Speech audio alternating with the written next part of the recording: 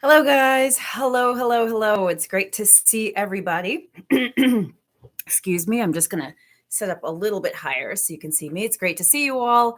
Lots to talk about today. A lot of announcements that have been made. We're going to talk about the Pfizer vaccine for kids age 5 to 11 years old. We are also going to talk about those who actually might need a fourth COVID vaccine dose. That's right. If you haven't heard, I'm going to break that down, kind of let you know what's going on with that. Welcome. It's great to see you all. Guys, I'm Dr. Jen Caudle. I'm a practicing family physician. I'm also an on-air health expert and video creator. I do daily videos on COVID and lots of other stuff. So if you've not, liked and followed my page, I invite you to do so. For those of you who are on YouTube, I so appreciate you. Please subscribe to my channel and click the little bell for updates. So let's jump into the first topic, okay, which is the announcement that we have recently heard about COVID vaccines for kids. This is something that has been highly anticipated. You all know this. I know this. People have been waiting. Parents, caretakers, doctors, we have been waiting for information about COVID vaccine for kids. And it's actually really great timing, right? Because if you think about it, it's before the holidays. It's before the holidays, right? This couldn't be better timing. Well, thank goodness things have sort of fallen into place in terms of the timing that was projected even some weeks ago. We have just gotten word, guys, that the FDA committee recommends approval of the Pfizer COVID vaccine for kids age 5 to 11 years old. This is really a big deal and something really, really important. We have been saying this for a long, long time. I'm going to sit up even a little bit more because I think I'm a little bit too low tonight. I think I propped up my books too high. But we've been saying this for a long time. Okay. Yes, there are too many people, too many adults that are not vaccinated yet. That is a problem. And that is one of the reasons why we are still in this pandemic that we are in. Another problem that we have is that everyone is not vaccinated, meaning we haven't been able to vaccinate kids. That's a whole segment of the population that not only is vulnerable to getting infected with COVID, but who is also has the potential to spread COVID to other people and things like that. We have always said that yes, COVID tends to not be as prevalent in kids, but that doesn't mean it doesn't affect kids. And there are many people who have used that as an excuse for why they don't think kids should get vaccinated, or they're not worried about kids. The truth of the matter is, we know we've lost a number of kids throughout this pandemic from COVID, and we know that we've gone through stretches where pediatric ICUs and hospitals have been absolutely filled up. This is not what we want, and this should tell us kids can absolutely be affected themselves. They can also spread it to others. So, guys, this is actually a really, really big deal. This FDA committee saying, "Hey, we recommend this vaccine to be approved by the FDA." So, what has to happen at this point is it's got to go to the FDA, and this is a recommendation for the an emergency authorization. So that's what the recommendation is for. It's got to go to the FDA, who's got to approve it. Then it's got to go to the CDC panel, et cetera, to be signed off on. There are estimates that this will happen in the next week or so. And the hope is that we follow that timeline, right? So if we are able to follow that timeline, it's very likely that kids probably could start getting vaccinated early November, which would be wonderful, and would certainly put us before the holidays, the holiday season starts. That would really put us in the best position of any position we can be in, right? Of course, we know the holidays is when people want to gather and things of that nature. What better than to have this be an option or available before that? And according to reports, in terms of the vote that happened, the vote was 17-0, meaning pretty much everybody voted for giving this the emergency use authorization. One person abstained. And again, the dose of this vaccine would actually be a third of the dose, excuse me, not third of the dose, but a third of the dose that adults would get. Okay. And one of the things with that is that the hope is that there would be fewer potential side effects with a third of the adult dose, et cetera. So, we have to wait and see. This is really, really good news that we are sort of moving in the right direction. My recommendation, and some people have asked about, so what does this mean When are our kids going to be able to get the vaccine? You guys are already asking that. The hope is by the first week of November, potentially kids would be able to get the vaccine. I would say if you have questions about where you can get the vaccine for your kids when it is finally approved, you can certainly dig around online. There are many vaccine sites that are already starting to advertise spots, registration spots for kids in anticipation of this. You can also check with your doctor's office to see what their protocol is, if you can get on the schedule. Things like that could be very, very important. Okay, so that is really great news. We've got to wait for the official, but we will get there. Okay, and now another topic. And by the way, welcome for everybody who's just joining me again. I'm Dr. Jen. For those of you who are on Facebook, I see you guys. Thank you so much. You're sending stars, and I so appreciate the stars. And I see all you guys on. Before we actually move on to the next topic, and hello everybody on YouTube. It's great to see you too. And I know a lot of you guys have been wondering and waiting to hear about the vaccine for kids. I want to find out from you guys how many of you are going to get your kids vaccinated.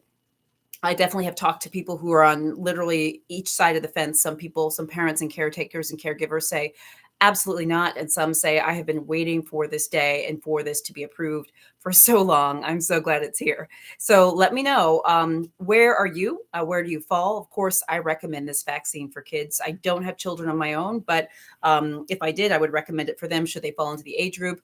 I do have nieces. I have other family members who fall into the age group, and I recommend it for them as well. So let me know in the comments, are you going to vaccinate your kids? Especially, and look, no pressure, but especially since we know the holidays are coming up and all this kind of stuff, are you going to vaccinate your kids? Let me know that. Let me know if you're still thinking about it. If this is still something that you're sort of thinking about, let me know that in the comments. Also, if you are saying like, no, I'm not going to do that, let me know as well. I'd like to know how you feel. How you feel at this point. Also, just want to sort of remind you guys of my group called I Got the COVID Vaccine, which that group really exists for conversations like this. I know there's a lot of people who have questions still about the vaccine, and that's okay. That group is in my pinned comment on Facebook. So take a look at that. Please join. I'll accept all you guys right after this live. You can ask questions about other people who have gotten, say, their older kids vaccinated and stuff like that. You can ask other people in the group who's going to vaccinate their kids. I want you to use this as a resource. It's a positive place to ask questions and things like that. And YouTube, I will make sure that the link is put in the description of this video right afterwards. Okay.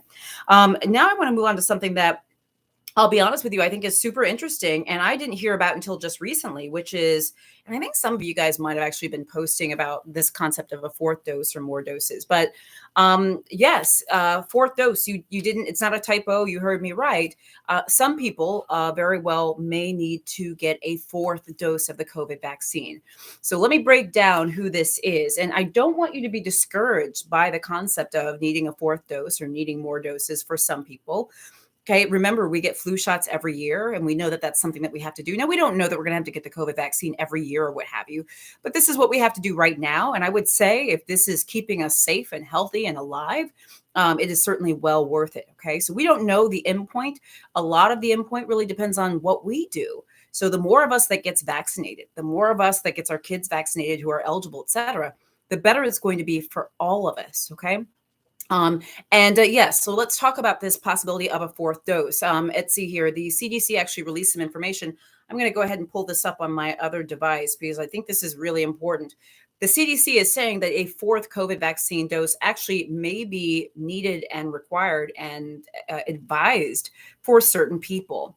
Who they're talking about is they are talking about people who are 18 years old and older, who completed an mRNA COVID-19 vaccine primary series. So that means you got Pfizer or Moderna. And then you got an additional mRNA dose. And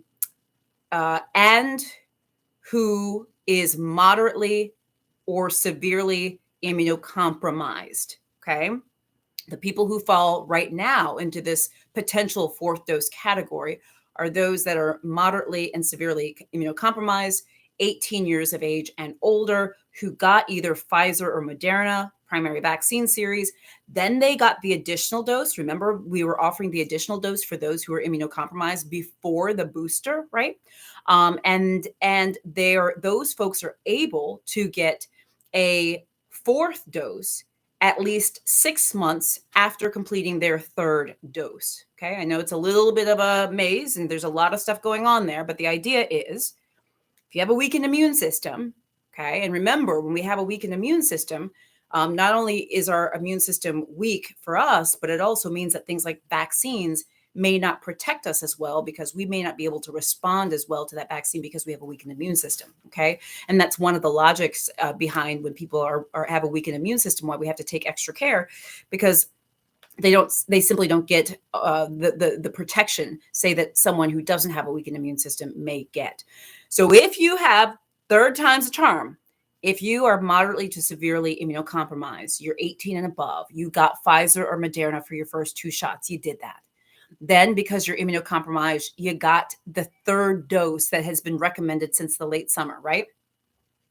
You qualify for a 4th dose of an mRNA vaccine, Pfizer or Moderna, as long as it's been 6 months since your third. You don't have to memorize all of that stuff. Your doctor will help you out, okay? Will help you figure out the timeline and stuff. Just know that if you are a transplant patient, if you're on heavy duty immunosuppressant meds, if you had certain types of cancers and cancer treatments and stem cell things and all sorts of stuff, if you fall into that category, understand that you very well may likely qualify for a 4th dose and that you need to ask your doctor about it, okay? Now, let's see here. This is what they say for those who got Johnson & Johnson, who are moderately and severely immunocompromised. By the way, I'm reading directly from the CDC. You could put in 4th dose COVID vaccine CDC and Google that. It will come up. So what they say for Johnson & Johnson is that those who are moderately and severely immunocompromised, who are 18 and above, who received a single dose Johnson & Johnson vaccine should receive a single COVID-19 booster vaccine, okay, 2 months after receiving their initial, and that's the booster that we've been talking about. And then they're saying if the Moderna is used in this circumstance, the booster dose and, okay, person should not receive more than... Okay, so actually what they're saying here is I'm actually just reading it as I go because I hadn't read this far. It says a patient's clinical team is best positioned to determine the appropriate timing. Person who received 1 primary dose of Johnson & Johnson should not receive more than 2 COVID-19 vaccine doses as detailed in Appendix A. So it seems like right now the 4th dose really should apply to those who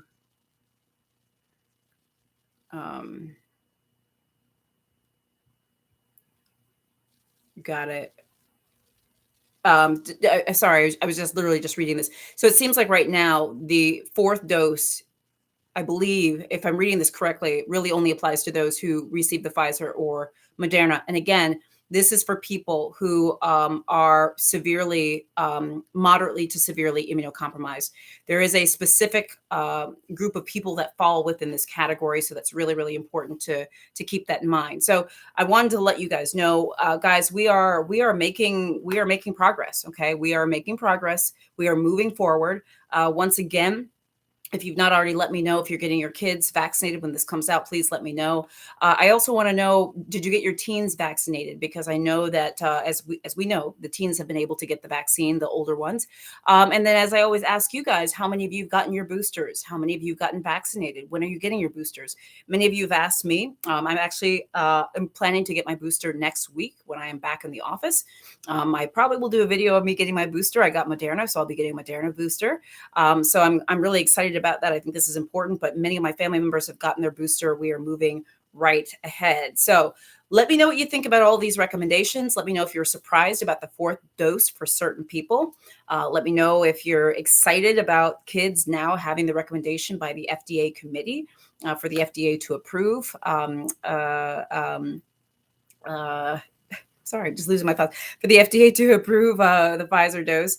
And hold on, I just want to look up one thing because like my brain, sometimes you have like little brain issue. Yeah. FDA panel. That's right. Okay. I just wanted to make sure it's the FDA panel. That's right. So this is the advisory committee. So yeah, so we're moving right ahead, guys. Let me know what you think. Okay. as always, make sure that you're wearing your mask, that you're putting them over your nose and your mouth. We can't get lax with that. It's really important that we keep that in mind, that we do everything we can, that we still are cautious and very thoughtful. I really appreciate you guys being here. Let me know what you guys think and how you guys are doing. For those of you who've not liked and followed my page, I invite you to do so. Join my group called I Got the COVID Vaccine, so that you can talk to other people who are getting the vaccine, getting it for their kids. You can ask your questions. Also, for those of you who are interested in joining for getting exclusive content, I have my group called Dr. Jen Superstars. For those of you on Facebook, it's in the pinned comment. And I also have subscription groups on YouTube as well. So, guys, I will be back very soon. I'll be back tomorrow with more videos as usual. Make sure you keep it locked here. And yeah, if you've not subscribed or liked and followed my page, please do. Guys, I'm Dr. Jen. I'll see you soon. All right, YouTube. I'll see you soon.